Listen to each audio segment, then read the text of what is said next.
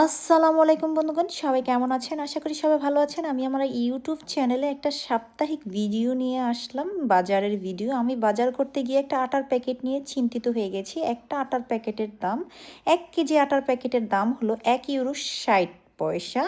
তো বাংলাদেশে এটার দাম কত পড়বে? তো বাংলাদেশের মানুষ সবাই বলে যে আমরা অনেক টাকা ইনকাম করি। ভাই, ইনকামও করি, খরচটাও কিন্তু করতে হয়। যারা প্রবাসী ফ্যামিলি নিয়ে থাকে তাদের কিন্তু খরচ করতে হবেই।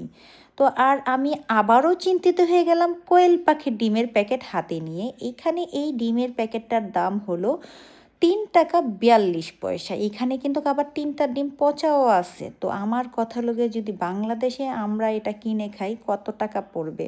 আর প্রবাসে আমরা ৳৩.৪২ করে এটা কিনে খাচ্ছি। তো আমাদের যত ইনকাম তার চেয়ে কিন্তু বেশি আমাদের খরচ হয়, তাই না বলেন?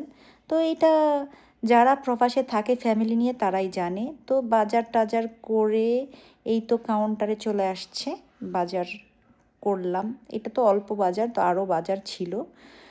অন্য মার্কেট থেকে আরেকটু বাজার করেছি। সবাই আমাদের জন্য দোয়া করবেন। আর ভিডিওটা কেমন হইছে এটা কিন্তু কমেন্ট বক্সে জানাবেন, হ্যাঁ?